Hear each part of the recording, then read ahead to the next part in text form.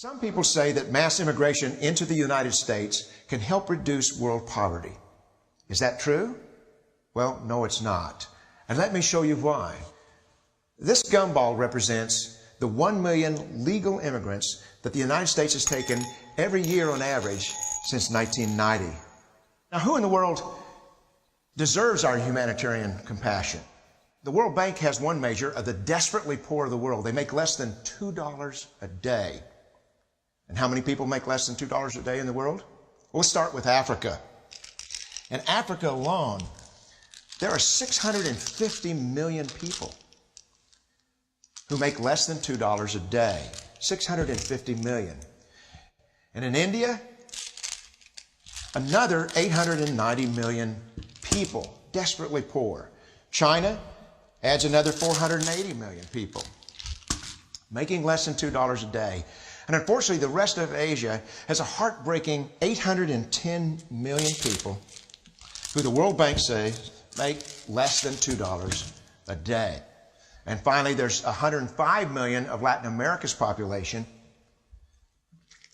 that are desperately poor. All told, the World Bank says there are 3 billion people in the world. 3 billion people who are desperately poor, making less than $2 a day. That's 3,000 gumballs. And every year, we take 1 million and suggest that we've somehow made a humanitarian difference. Of course, we don't pull our immigrants from these desperately poor populations, do we? These people are too poor, too sick, too disconnected to make it here as immigrants. We tend to pull our immigrants out of the better off poor of the world. And Mexico tends to define the type of immigrant that we bring here because the plurality of people come from Mexico. And Mexico is poor. How many people in the world live in countries that have average incomes lower than that of Mexico? And the World Bank tells us that that number is these 3 billion plus another 2.6 billion people. 5.6 billion people in the world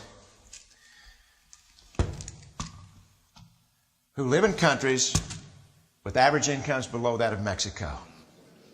That's 5,600 gumballs. And so what is it that the elites are telling us? They're telling us that when we take this 1 million immigrants,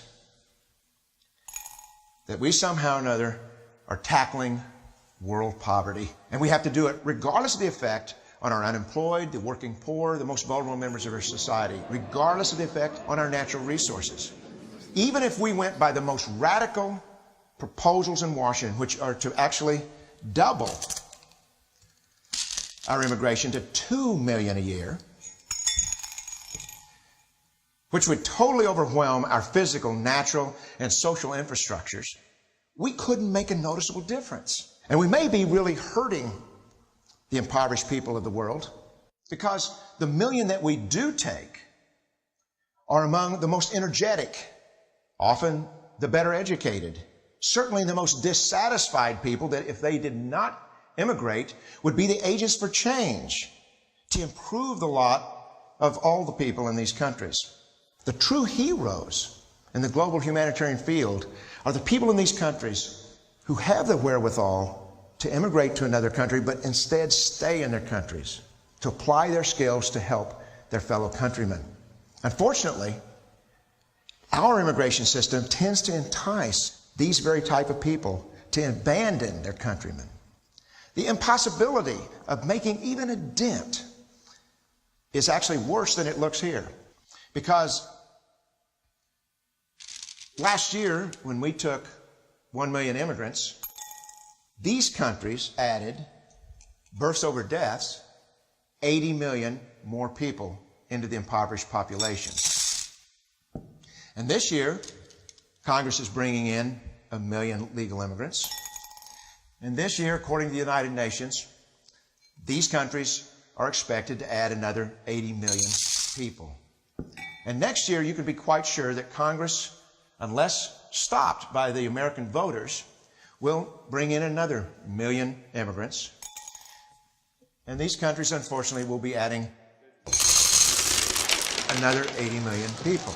into these impoverished nations. We could take 5 million a year, but we'd never get ahead of what's happening in these countries. Not in this century. Don't you see?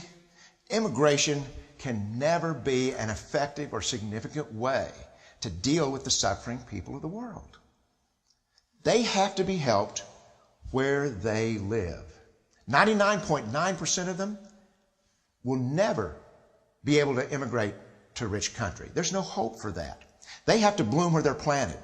The only place that 99.9% of these people can be helped is where they live.